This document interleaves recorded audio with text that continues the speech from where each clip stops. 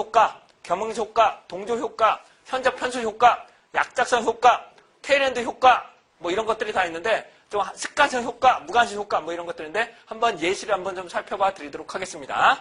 첫 번째, 최근 정보 효과라고 하는데요. 최근 정보 효과라는 것은 가장 마지막에 들은 게 오래 남는 것. 다시 뭐라고요? 가장 마지막에 들은 게 오래 남는 걸 뭐라고 한다고요? 최근 정보 효과라고 합니다. 다시 뭐라고요? 최근에 수집된 정보가 오래 남는 것들. 이걸 뭐라고 한다고요? 최근 정보 효과라고 합니다. 최근 정보 효과. 여러분들 보시게 되면 이거죠. 질문 사항을 하신 거. 질문 뭐 하다 보면 첫 번째 질문, 두 번째 질문, 세 번째 질문 했는데 첫 번째 질문이 뭐였죠? 전혀 기억이 안 나는 거. 그거 이해되시겠죠? 이런 거 뭐라고 한다고요? 최근 정보 효과라고 합니다. 근데 여러분들 조사하실 때 최근 정보 효과가 가장 발생하는 것들은 뭐가 있을까요? 어디에서 많이 발생할까요? 전화조사 같은 데서 많이 발생하겠죠. 왜냐하면 설문지는 자기가 읽을 수가 있어요. 하지만 전화조사는 어떻게 할까? 1, 보기 1은 뭐고, 보기 2는 뭐고, 보기 3은 뭡니다. 그러면 보기 1번이 뭐였죠? 기억이 안 나는. 그 다음 면접조사도 그런 겁니다. 면접. 자네가 생각하는 거 막 하는데 첫 번째 질문이 뭐였죠? 이렇게. 대통령께서도 그러시잖아요. 첫 번째 질문을 기억을 못해. 이런 거 뭐라고 한다고요? 최근 정보 효과라고 합니다. 뭐라고요? 최근 정보 효과. 가장 오래 남는, 마지막에 듣는 게 오래 남는 것. 이걸 뭐라고 한다고요? 최근 정보 효과라는. 네, 최근 정보 효과. 여러분들도 최근 정보 효과시잖아요. 1시간 전에 들었던 거 기억이 안 나시잖아. 이게 뭐가 된다고요? 최근 정보 효과라고 합니다. 그러니까 어디에 많이 발생한다는 거예요? 전화조사나 면접조사 때 발생하는 것들. 그러니까 뭐라고 면접조사에서 문제점은 최근 정보 효과에서 유의해야 된다. 뭐 그 정도만 쓰시려고 이걸 배우시는 거예요. 아시겠죠? 네. 자, 필기에서는 많이 나옵니다. 필기에서는 많이 나오지만 2차에서는 그렇게 많이 나오지는 않을 거예요. 하지만 뭐라고요? 가장 마지막에 들었던 질문이 가장 많이 회상되는 것. 이걸 뭐라고 한다고요?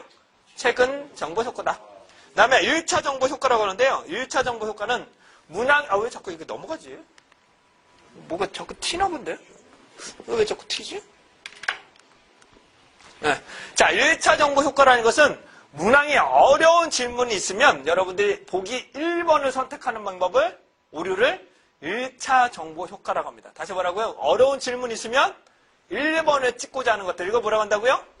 1차 정보 효과라고 합니다. 1차 정보 효과. 그러니까는 일반적으로 진짜 양아치 같은 설문조사 기관은 문항을 일부러 어렵게 만들어 놓고 자기가 원하는 문항을, 받고자 하는 문항을 앞에다가 배치해요. 그래서 사람들이 딱 귀찮으니까 1번을 선택하게 만드는 것들. 이걸 뭐라고 한다고요? 1차 정보 효과. 이거 뭐라고 한다고요? 1차 정보 효과. 질문 보기에서 1번. 우리나라 정당 투표할 때도 거의 1번 찍으려는 경향. 5점 척도는 그래요. 그러니까 5점 척도는 그렇게 되는데 일반적인 보기는 그러니까 1번을 채택하려고 많이 합니다. 그에 대해서 어떻게 생각하십니까? 여러 가지 지문 자체가 길면 1번을 찍으려고 그래요. 제가 해보면 거의 1번을 많이 찍습니다. 귀찮아서. 그래서 1번부터 보기 때문에. 그래서 1차 정보 효과. 그래서 1번을 선택하는 경향이 되겠습니다. 자, 예를 한번 들어볼게요. 1차 정보 효과는 어떤 거냐면은 제가 박물관을 대상으로 오시는 분들에 대해서 조사를 했습니다. 근데 그 박물관에서 원하시는 분들은 학부모냐, 그 다음에 교사냐, 그 다음에 일반인이냐, 이런 것들을 조사하고 싶은 거예요. 근데 지금 먼저 일반인을 배치해버리면 어떻게 되나요? 일반인 체크하고 버려버리는 거예요. 그러니까 그쪽에서 학부냐, 교사냐, 그런 거 하려면 어떻게 된다고요? 교사를 먼저 배치를 해야 돼요. 왜냐하면 학부모에서 교사일 수 있기 때문에. 그러니까 교사를 먼저 그 다음 만들어 놓고 학부모, 그 다음에 일반. 이렇게 앞에 걸 먼저 선택하기 때문에. 그런 것들을 배치를 좀 해야 된다. 이런 거 뭐라고 한다고요? 1차 정보 효과. 1번만 보고 넘어가기 때문에. 세 번째는 후광 효과라고 하는데요. 후광 효과라는 거 다 아시는 것처럼 그 사람이 이뻐 보이면 모든 게 다 이뻐 보이는. 이거 뭐라고 한다고요? 후광 효과라고. 이거 뭐라고 한다고요? 후광 효과. 이거 유재석 씨가 하면 모든 게 다 멋져 보이는 것들. 이거 뭐라고 한다고요? 후광 효과. 그러니까 면접 조사원이 갔는데 여기다 슬리퍼 반바지 입고 슬리퍼 신고 껌 씻고 에이 가면 어떻게 돼요? 조사 안 하려는 것들. 이거 뭐라고 한다? 이거를 후광 효과라고 한다. 그러니까 후광 효과는 조사원을 철저하게 다 해야 된다는 부분이 면접을 할 때도 그런 겁니다. 면접할 때도 이거 어떻게 되십니까? 하는 것보다는 좀 사긋사긋 하면은 조금 응답을 좀 잘해주려는 경향. 이런 것들을 뭐라고 한다고요? 후광 효과라고 합니다. 후광 효과. 자, 후광 효과는 왜 자꾸 넘어가지? 후광 효과 한번 예시를 살펴볼 건데, 옛날에 이제 케이블 TV에서 이런 것도 했습니다.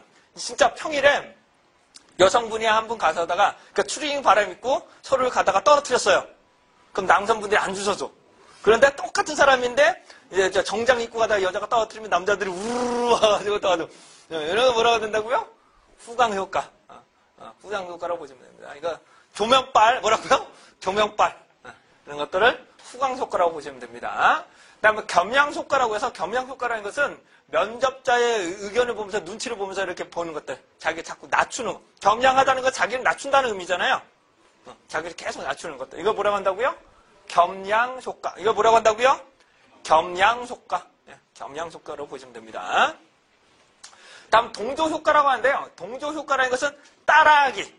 다른 사람이 하는 것들을 좀 따라하려는 현상들을 뭐라고 한다고요? 동조 효과라고 합니다. 동조 효과. 자, 남들이 나는 아니라고 생각하지만 옆에서는 그래 그러면 그런가? 내가 틀렸나? 이렇게 확인하는 방법. 이거 뭐라고 한다고요? 동조 효과라고 합니다. 동조. 그러니까 따라하기 효과라고 보시는데요. 자, 실제로 어떤 예시가 있었냐면은 저거 길 가다가 그러니까 세 명이 딱 줄 서고 이렇게 보면은 가는 사람 중에 한 50%가 그 거기를 본대요. 근데 9명이 서서 같이 보고 있으면 길 간 사람의 90% 이상이 거기 집중하게 되는 것들. 이걸 뭐라고 한다고요? 동조 효과. 따라하기. 따라하기 하면. 자, 동조 효과 같은 거는 어떤 예시가 있냐면 제가 면접 조사를 하기 위해서 단체 면접 조사를 하기 위해서 이렇게 모아놨어요. 그리고 제 직원을 일부러 하나 심어놔. 그렇고 내가 이 제품 써봤더니 좋았어. 그러면 어떻게 돼요? 그런가? 시험 보는데 시험 보는 이거 체크해 주세요 하면은 다른 사람 뭐 체크했지? 이렇게 눈치 보는 것들. 이거 뭐라고 한다고요? 동조 효과. 동조 효과라고 합니다. 실제로 TV에서도 이런 경우 있었습니다. 마을 버스 타는데 일부러 다 테스트해봤어요. 다 서 있는 거야. 자리가 있는데 다 서봤어요. 그 결과 젊은 사람들은 같이 쓴대요. 근데 조금 연령이 있으신 안중만은 무조건 앉아버리는 그런 경우. 그 다음에 버스를 탈 때 일부러 신발을 벗고 타봤대요. 정말 따라하냐 안 하냐. 야, 이거 해야 돼? 이렇게 이런 걸 뭐라고 한다고요? 동조 효과. 동조 효과라고 보시면 되고요. 그 다음에 선전 편승 효과라고 하는데, 선전 편승 효과라는 것은 내가 투표할 의사가 없는데, 여론조사 같은 거면 1위 누구? 이렇게 나오시잖아요. 대선 후보 뭐 누구면, 그 사람이 우수한 것 같아. 이렇게 이렇게 하는 것들. 이런 거 뭐라고 한다고요? 선전 편승 효과.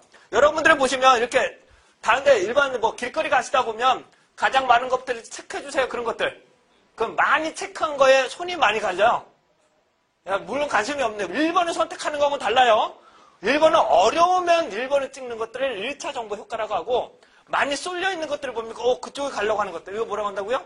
선전 편수 효과. 이거 뭐한다고요? 선전 편승 효과. 뭐 동조 효과로 하위라고도 보는데 얘는 진짜 투표라고 보시면 돼요. 투표하실 때 맞는 것들을 선전 편수 효과라고 하고요. 그 다음에 약작성 효과라는 거 불쌍하니까 한 표 더 주는 것들. 이거 뭐라고 한다고요? 약작성 효과. 약작성 효과라고 하고요. 테일엔드 효과라고 해서 테일엔드 효과는 중요한 질문을 맨 마지막에 배치하는 것들을 테일엔드 효과라고 합니다. 다시요. 중요한 질문을 맨 밑에 중요한 것들을 뭐라고 한다고요? 테일엔드 효과라고 합니다. 1차 정보 효과 혹은 최근 정보 효과하고는 다릅니다.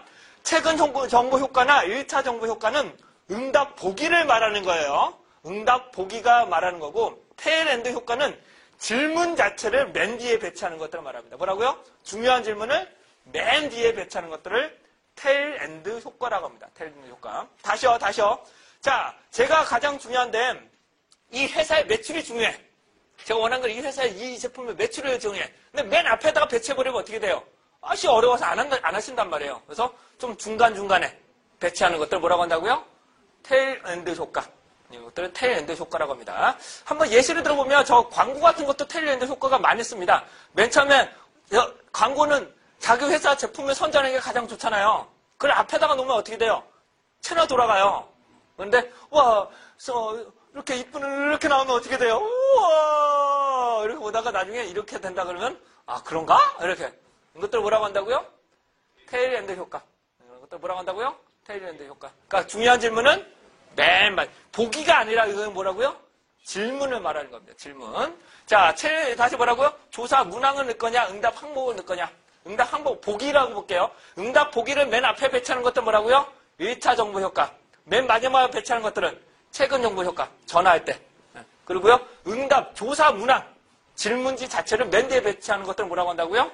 테일랜드, 꼬리에 배치하는 것들을 테일랜드 효과라고 합니다. 그 다음에 습관성 효과는 아니요 하는 것들. 여러분들이 물고 살아보면 이거 좋지? 이거 좋아? 이런 것들을 뭐라고 한다고요? 습관성 효과. 그렇죠? 네? 네, 이렇게 답변들이 하는 것들을 뭐라고 한다고요? 습관성 효과. 무관심 효과는 빨리 면접을 끝내고 싶어서 관심이 없는데 막 하는 것들. 그런가요? 네, 이런 거. 영혼이 없는 대답. 영혼이 없는 대답. 이걸 뭐라고 한다고요? 무관심 효과. 무관심 효과라고 보시면 됩니다. 다음은 생각 없이 그냥, 쇼핑 갔을 때도 그러잖아. 여보, 이거 이뻐? 저거 하면 이뻐? 이쁘냐고? 이거 몰라, 어떻게? 영혼이 없는 거, 관심이 없는 거. 그러니까 습관성은 똑같이 응답을 하려고 하는 것들. 습관적으로 하는 것들. 무관심은 관심이 없어갖고 빨리 끝내려고 하는 것들. 빨리 끝나는 것들. 그러니까 습관성은 어떻게 생각하십니까? 네. 이거라고 생각하십니까? 네. 무관심은 관심이 없는데 그냥 빨리 끝내려고 하는 것들. 그거 빨리 차이가 별로 나타나진 않습니다. 거의 비슷하긴 한데. 자, 플라시보 효과라는 건 여러분도 아시는 것처럼 약효가 없는데 약효가 있는 것처럼 하는 것들. 이거 뭐라고 한다고요? 플라시보 효과. 이런 것들을 보실 수 있겠고요. 그 다음에 맥락 효과를 보시면 아마 여러분도 배우실 건데 유인 효과, 타협 효과, 유사성 효과 이런 것들이 있어요. 네? 배우셨죠? 아직 안 배우셨어요? 네, 차후에 배우실 거예요. 그래서 유인 효과라는 것은 미끼 상품을 말하는 거 뭐라고요? 싼 거 보여주고 이거 사라. 이런 것들 뭐라고 한다고요? 유인 효과라고 하고 타협 효과라는 것은 새로운 제품을 한대. 그러니까 주력 제품을 맨 위에 고가를 만드는 게 아니라 그거보다 더 비싼 제품을 만들어 버립니다. 다시 뭐라고요? 그거보다 더 비싼 제품을 만들어서 요거보다 조금 낮은 수준으로 살게끔 만드는 것들. 이걸 뭐라고 한다고요? 타협 효과. 그러니까 뭐라고 저희 회사에서는 100만 원짜리야. 근데 제품이 100만 원짜리야. 팔기라 또 오는데 100만 원 살까? 하려다가 100만 원보다 더 비싼 1000만 원, 그러니까 150만 원, 200만 원짜리 제품을 만들어 버려. 오, 이거보다 그러네? 그러면 이걸 사보자. 이런 것들 뭐라고 한다고요? 타협 효과라고 하고요. 유사성 효과라는 것은 새로운 상표와 기존에 있는 경우 어떤 걸 선택할 거냐? 유사한 걸 선택하는 경우야. 이것들을 유사성 효과라고 합니다. 네. 다음 플레이미 효과라고도 하는데요. 플레이미 효과 같은 경우는 동일한 내용이라도 받는 인풋과 아웃풋에 따라서 달라지는 것들이 있는데 이득은 나누고 손실은 합하라. 이런 것들이 있는데 뭐냐면은 여러분들 보세요. 옵션을 붙일 거냐? 할인을 시켜줄 거냐? 자, 자동차 같은 거는 옵션이죠? 이거 기본적으로 쓰시고, 에어백을 사시려면 요거 드려야 되고요. 뭐 하려면 LED 바꿀 사면 돈 내고 이렇게 엄치는 것들은 이제 옵션이라고 보시면 되고. 근데 여기서 일반적으로 플레이밍 효과라는 것은 위에서부터 낮추는 것들. 즉, 할인 제품이죠? 그러니까 핸드폰이 100만 원입니다.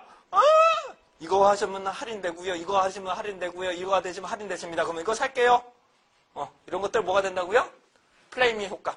이득은 나누고 손실은 합하라. 여러분들은 보시면 뭐라고요? 이거 줄 때는 용돈 같은 거 줄 때는 여러 번 나눠서 혼내줄 때는 한꺼번에 나누는 것들. 이런 것들을 이득은 나누고 손실은 합하라. 그러니까 할인을 받았구나. 이렇게 만드는 것들을 플레이미 효과. 이렇게 보시면 됩니다. 자, 여기까지만 잠깐 보시고 잠깐 쉬도록 하겠습니다. 자, 이제 질문지법에서는 1차 자료를 직접 조사하는 방법이 되는데요. 여기서는 개념, 장점, 단점, 그 다음에 여러분들의 의견을 조금만 정리하시면 여기는 그렇게 어렵지 않습니다. 솔직히 말씀드리면 그렇게 어렵지 않아요. 여러분은 진실험 설계보다 훨씬 쉬워요. 그러니까 훨씬 쉬우니까 직접 응답자가 응답했느냐, 충분한 시간을 줬느냐, 인명성 대표청 어떻게 되느냐, 조사원이 투입되느냐, 표그램 어떻게 되느냐, 요 정도만 조금만 정리하시면 장점과 단점이 금방 해결하실 수 있습니다. 아시겠죠? 네. 자, 10분 정도 쉬시고요.